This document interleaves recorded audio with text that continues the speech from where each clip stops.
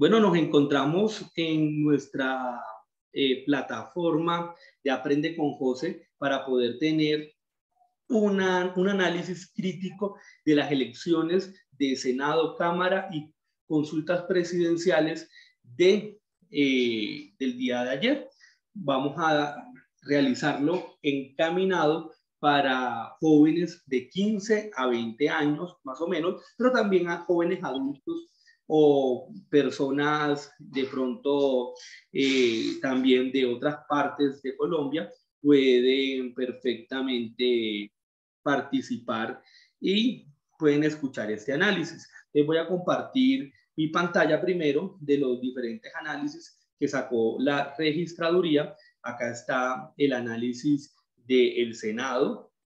Acá, este análisis, ¿dónde lo pueden encontrar? Muy fácil. Ustedes colocan en Google, colocan resultados registraduría y automáticamente les va a aparecer esta página. Colocan en Google resultados registraduría y les va a aparecer esta página.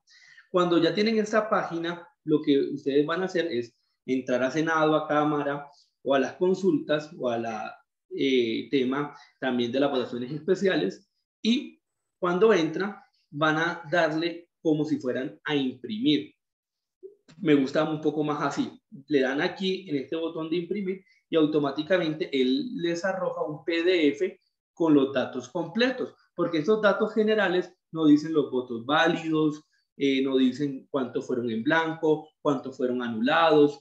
Entonces, esto es lo que yo quiero que analicemos de forma crítica. Entonces, vámonos con la votación al Senado.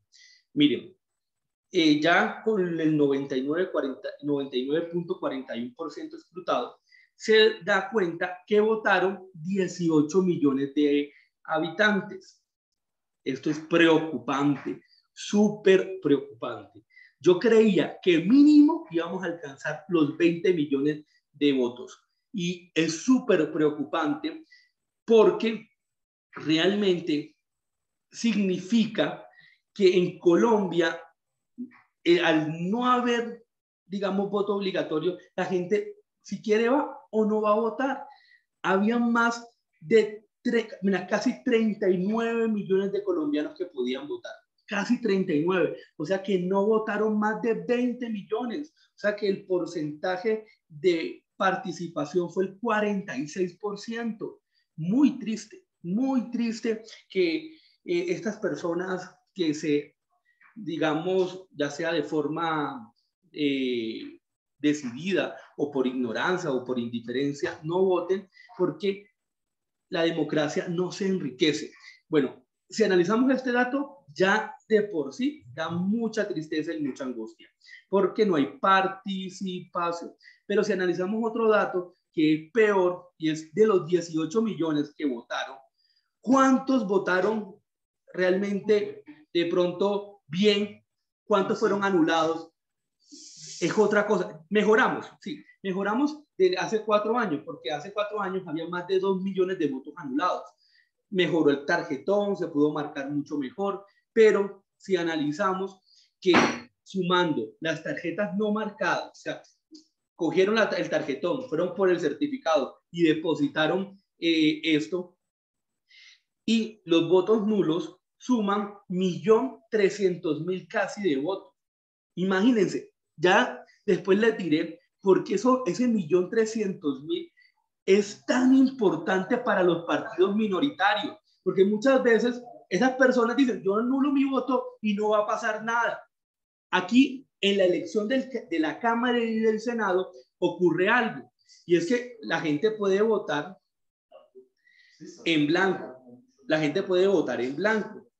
Es normal, puede hacerlo. Pero ese voto en blanco realmente no sirve.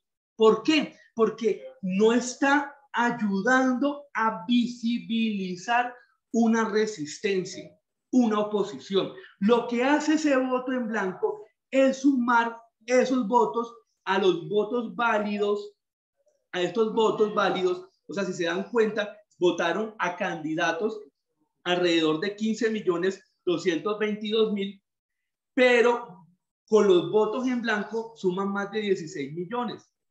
Y esto Y esto hace que suba el umbral electoral, que actualmente es el 3% de la votación. Entonces, si sacamos el 3% a los 16 millones, vamos a hacerlo aquí en la calculadora, si alguien de pronto lo puede hacer también muy rápido y lo puede colocar en el chat, ya sea en Zoom o en el YouTube, que queda la grabación, por favor hacerlo. Mire, 16.278.961 por el 3%.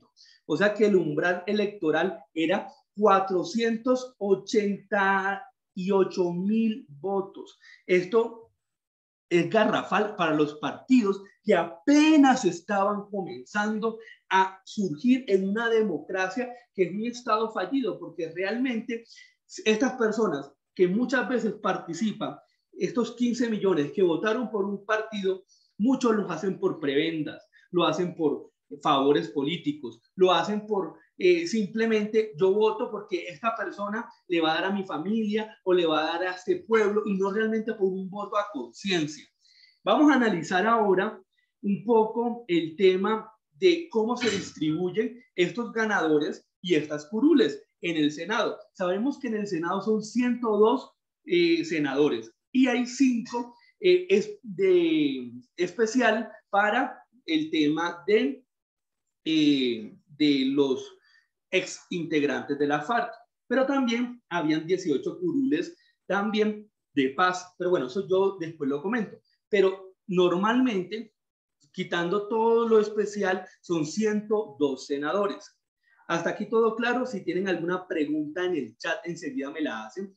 Si nos damos cuenta, algo histórico que no había pasado nunca en Colombia es que en el máximo ente legislativo, que es el Senado, un partido de izquierda revolucionario, digamos un partido que acoge diversidad étnica, racial, afros, indígenas, personas olvidadas, logre la mayor votación. Hace 4 años, el Centro Democrático, que fue el partido más votado, logró 2.600.000 votos. Tenía alrededor de 19 curules. Este año, el pacto histórico se rearma en sus concepciones ideológicas y logra ser la fuerza como partido más grande que hay en Colombia, con 2.300.000 votos. Cosas interesantes. Si el pacto histórico como consulta logra casi 5.500.000, ¿por qué apenas la mitad de la población que votó en la consulta del pacto histórico votó en el Senado por ellos? Por el tema de las maquinarias. Muchas de estas personas tienen un, digamos, sentir de votar por algo de cambio, pero a la hora de Senado y Cámara no votan por el cambio de un partido o de una coalición, sino votan de pronto por la compra de votos, porque la prebenda de los partidos tradicionales, liberal, conservador, Cambio Radical, Partido de la U, Centro Democrático. Entonces, esta reconfiguración de fuerzas hace que las consultas que hubieron presidenciales arrastren votos, pero no reflejen completamente el poder que puede tener un líder presidencial o los líderes que se estaban lanzando a la presidencia. Por acá me están escribiendo en el chat. ¿Podrías explicarme, por favor, qué es un curul? Una curul, listo. Una curul es el puesto o donde se sienta un representante, ya sea del Senado o de la Cámara. Entonces, hay 102 curules para Senado y hay más de 170 para representantes a la Cámara. Senado, sobre todo, lo eligen todo el territorio de Colombia y en la Cámara lo eligen de acuerdo a los territorios por el nivel de censo electoral. Se eligen determinadas curules, la mayor fuerza en Bogotá por el tema de la población. Miren, ¿qué pasa?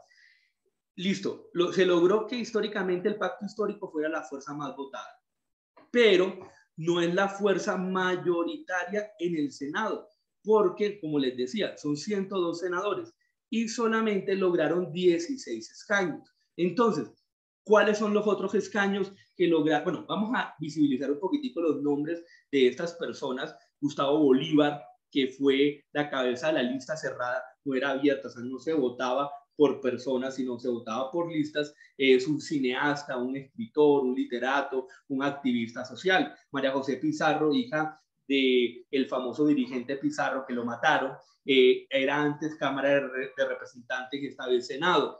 Por ejemplo, Alexander López, Aida Bella, son líderes sociales también. Roy Barreras es un médico que ha estado como mediando para que el poder esté en el centro, y por eso ha cogido que la izquierda gire un poco al centro. Entonces, aquí vemos gente también muy importante como que yo conozco, como Iván Cepeda, que lo admiro por su lucha y por sus denuncias, y hay otras personas que no se conocen mucho, pero hacen parte de comunidades indígenas, afrosociales, tanto en Senado y Cámara. O sea, que refleja algo interesante de darle voz a los que no tenían voz. A mí es la única persona que aquí no me parece adecuada, porque se le ha comprobado nexos con las FARC, nexos con el régimen de Venezuela, es Piedad Córdoba. Esto me parece garrafal en este movimiento y creería que genera muchísimas dudas al movimiento del Pacto Histórico como movimiento alejado a los movimientos guerrilleros insurgentes y alejado a los gobiernos de social o comunistas de Latinoamérica. Vamos a verlo también de forma crítica. Vamos ahorita a otro movimiento que fueron los segundos y terceros más votados, que fue el Partido Conservador. Interesante. El Partido Conservador, aunque no ha puesto presidente desde hace mucho tiempo, sí ha ayudado a que la fuerza conservadora de derecha, que desde el periodo de Uribe en el 2002, genere unos poderes territoriales interesantes. Muchos de estos senadores tienen fuerzas políticas en territorios como la costa, se los digo. Por ejemplo, está Blel, que está allí, hace parte de una casta política, una familia política. Por ejemplo, Efraín Cepeda sí es ideológico, pero muchos de estos son representantes de castas políticas de movimientos ya consolidados en regiones, donde hay mucha burocracia, clientelismo, donde se reparten los votos.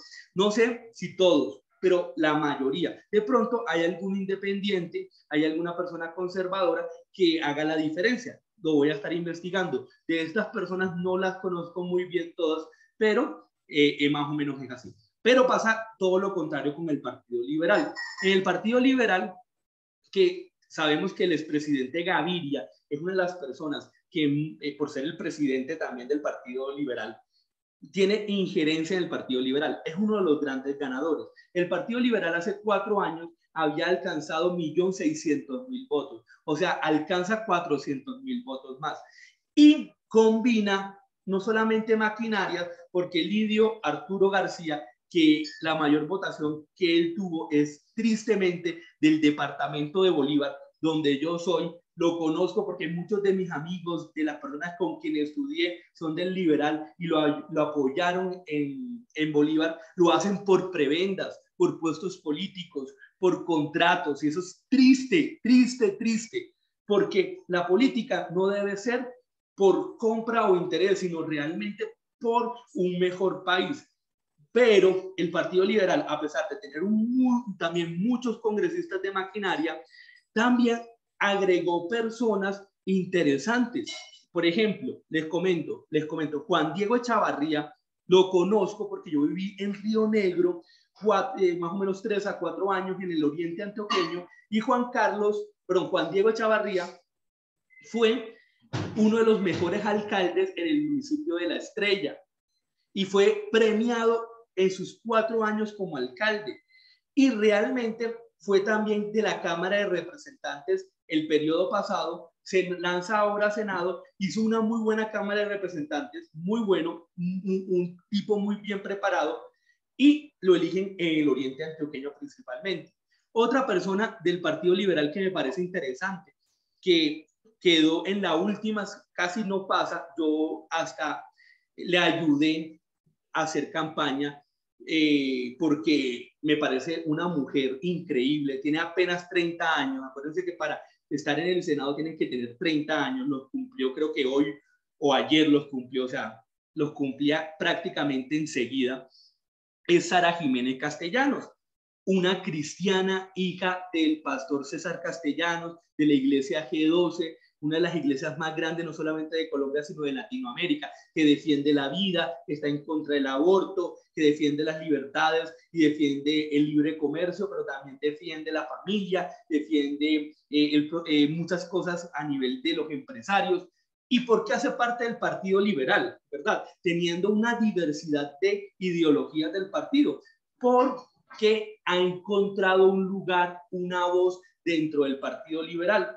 Entonces el Partido Liberal está juntando diversidades de liderazgos. Muy interesante. La pregunta del millón es, ¿estos congresistas se dirigen como partido o cada uno tiene libertad ahorita para las presidenciales? Tanto los conservadores o los liberales. Los conservadores sí, muy difícilmente van a ir al centro o a la izquierda. Se van a unir a Federico Gutiérrez, al Centro Democrático. Pero los liberales, los de maquinaria, lo más seguro es que se vayan con las maquinarias de derecha porque no les interesa la ideología política, sino les interesan los contratos.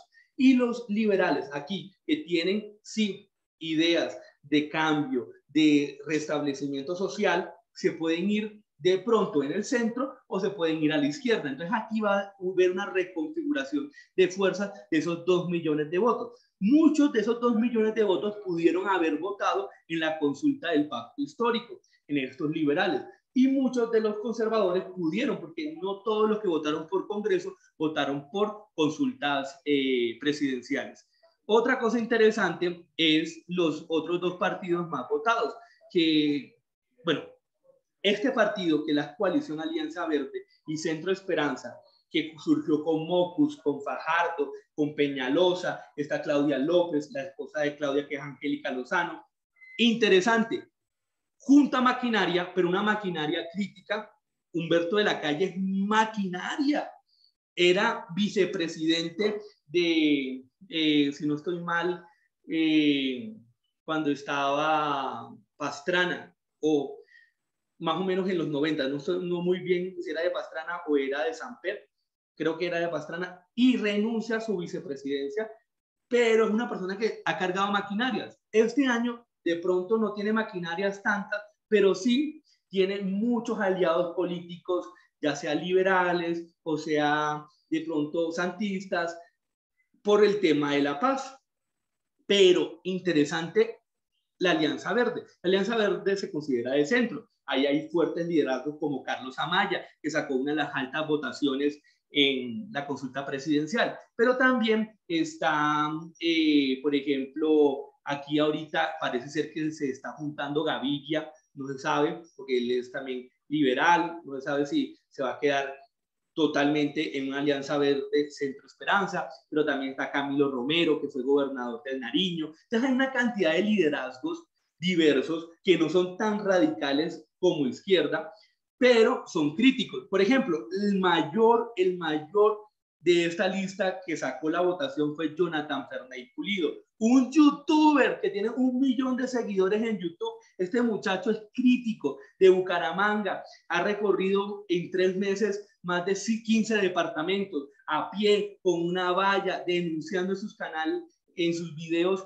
la politiquería. Yo dudo que Jonathan Ferney Pulido se vaya a ir con la derecha.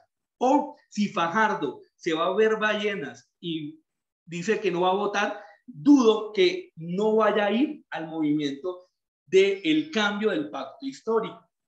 Humberto de la Calle también creo que va a tender hacia el pacto histórico. Ariel Fernando Ávila, también un tipazo, crítico, periodista, politólogo, también creería que va a tender al pacto histórico. Pero ¿qué pasa? Ellos todavía tienen una fuerza presidencial, una consulta, que es Fajardo. Aunque Fajardo ganó con muy pocos votos, sí tiene el poder de poder reconfigurar el centro. Pero lo dudo porque lo que hemos visto en estos últimos 8 años de Fajardo es que es una persona tibia, no le gusta debatir, fuerte, tiene también nexos o hay cosas que le están sacando de Hidroituango. Entonces va a ser muy complicado el tema de ver un liderazgo o una postura de Fajardo para realmente ayudar a que la gente sienta que debe votar por un centro.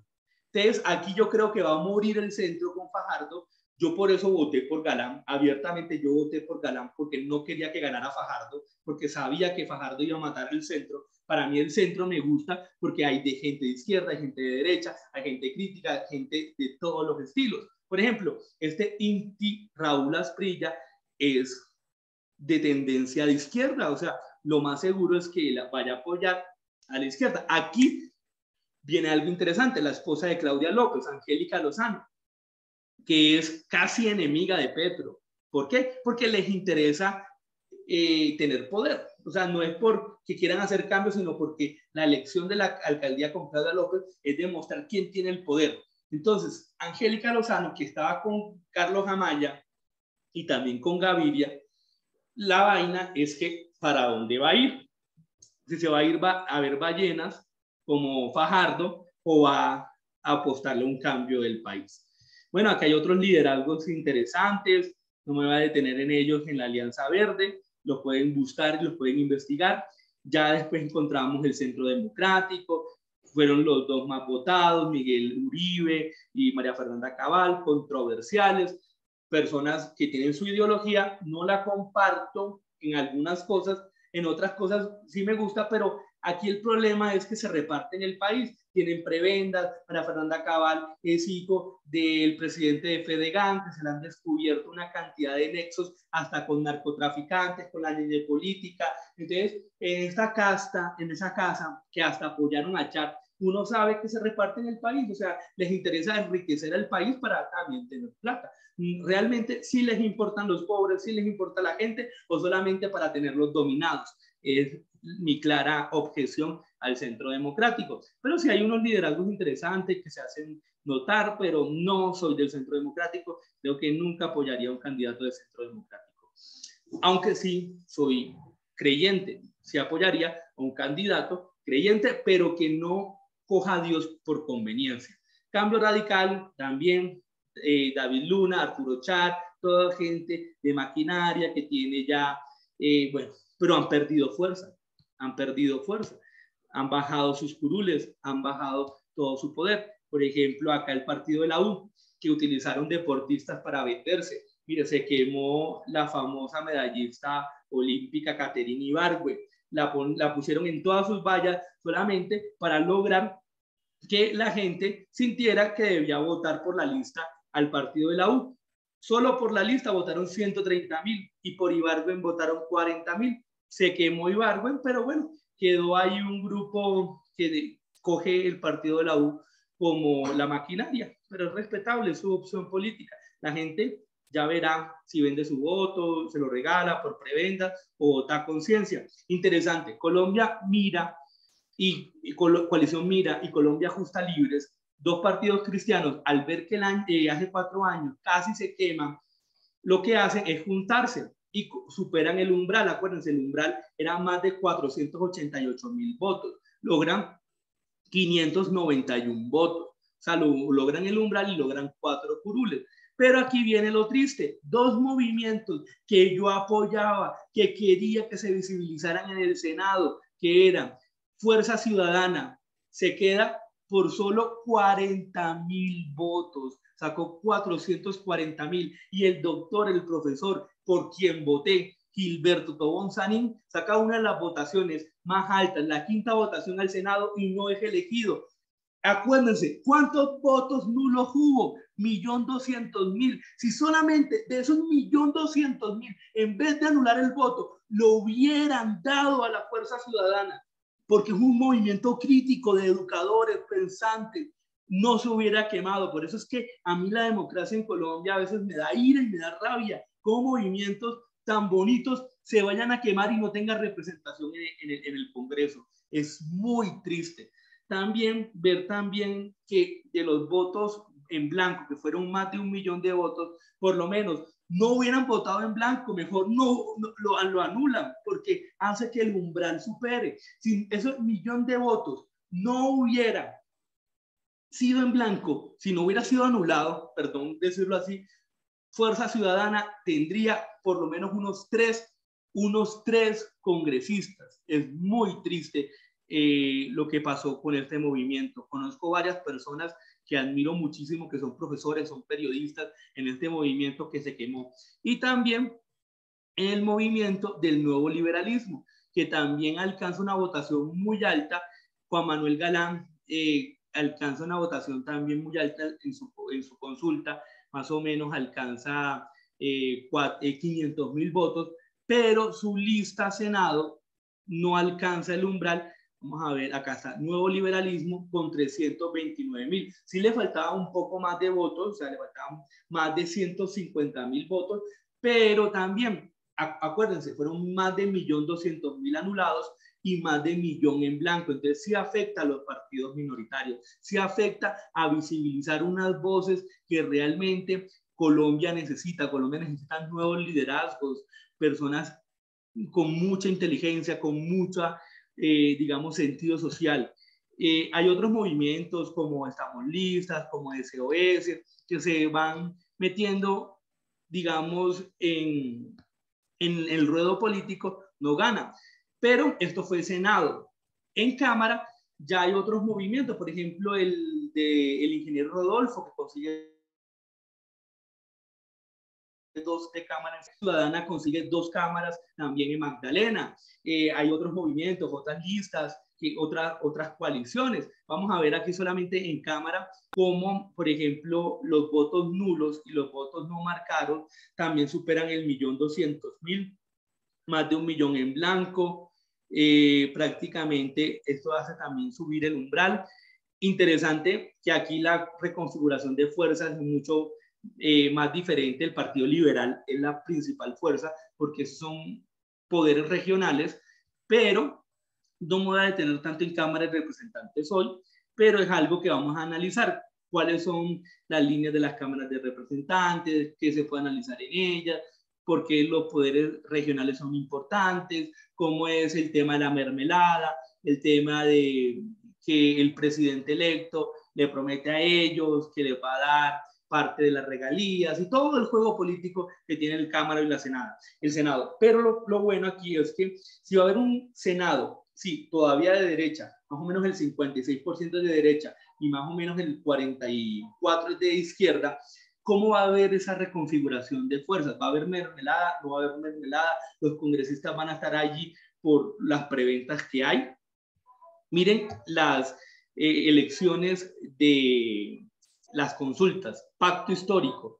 Vemos que en el pacto histórico fueron casi 6 millones de votantes, 5.800.000, de los cuales la mayoría fue para Gustavo Petro, que se consolida como una de las fuerzas más representativas de la izquierda, pero también interesantísimo la votación de Francia Márquez, que la avala el polo democrático. El polo vuelve a surgir, renuncia a su liderazgo antiguo de Robledo. Robledo se va al centro, comienza con su partido Dignidad, y el partido Polo Democrático visibiliza a una mujer afro con la votación, la tercera votación más grande en las consultas, con 780.000 votos. Sí o sí, Francia Márquez debe ser vicepresidente. Sí o sí, tiene que ser visibilizada, porque esa cantidad de votos representa realmente una resignificación social afrodescendiente en Colombia. Listo, aquí vemos a Camilo Romero, vemos también al movimiento indígena, vemos también al movimiento del pastor que está acompañando esta consulta. Entonces, para que esta consulta gane, tiene que arrastrar los votos liberales, los votos de otras colectividades como el Centro Esperanza, el Partido Verde, y si logra hacer esto, va a lograr que Petro en primera vuelta saque hasta de pronto más de 8 millones, y si saca más de 12 pueda ganar en primera vuelta. ¿Ya llegaste? Ya voy para abajo. Ya voy para abajo, que estoy en una reunión, pero ya voy para abajo. Dame 5 minutos. Ya voy para abajo. Listo. Entonces, chicos, nosotros sabemos que hay peligros de que el país gira a la izquierda. sobre todo por el liderazgo que de pronto Petro refleja y las dudas con el comunismo, con los grupos insurgentes. Pero será él el que se encargue de solucionar esas dudas, mostrar realmente que esto es un pacto al centro y no a una radicalización de fuerzas o de elementos de lucha, como lo hablaba el comunismo. Pero aquí hay más dudas, aquí hay muchas dudas, vamos a esperar y a ver qué pueda pasar. De todas formas, el segundo movimiento, que es el Equipo por Colombia, sacó 4 millones de votos, también muy alto, ya está uniendo, hoy ya ha unido como 5 o 6 candidatos presidenciales, de los cuales sí o sí estos candidatos presidenciales, como Oscar Iván Zuluaga, que declina su candidatura para unirse a Fico, y de pronto puede haber sorpresas con Rodolfo Hernández, con otros candidatos de pronto cristianos, puede hacer que sí o sí se reconfiguren las fuerzas y de pronto ya una derecha mucho más fuerte saque más de 8 millones o 10 millones en primera vuelta, lo que haría una participación histórica de 22 a 24 millones de colombianos. Y la cuestión será qué pase con el centro. El centro hoy está muerto. El centro es muy difícil que realmente salga adelante ahora. Fajardo tendría que hacer muchas cosas. El centro apenas sacó 2 millones de votos. Uno sacó 6, otro sacó 4, otro sacó 2. Y no refleja sentimiento. Pero vamos a ver qué pasa con esos 2 millones de votos o con esos liderazgos políticos. ¿Qué dudas tienen? ¿Qué preguntas tienen? Háganmelas en el chat, por favor. Yo quería como hablarles un poquitico del Congreso, del Senado, de la Cámara y algo de las consultas, pero esto es un abrebocas para otra reflexión que podríamos hacer mucho más profunda después. ¿Cómo ven ustedes todo este tema de estas elecciones de Senado, Cámara y de las consultas presidenciales? Si quieren, escriban todas las dudas que tengan en el chat.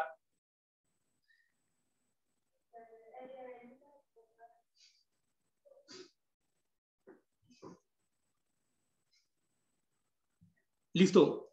Todas las preguntas o todas las dudas las pueden hacer también en mi canal de YouTube en la grabación. Muchas gracias. Ya nos vemos en la próxima clase y gracias por participar en este análisis crítico de lo que fue para mí las elecciones de Senado, Cámara y las consultas presidenciales.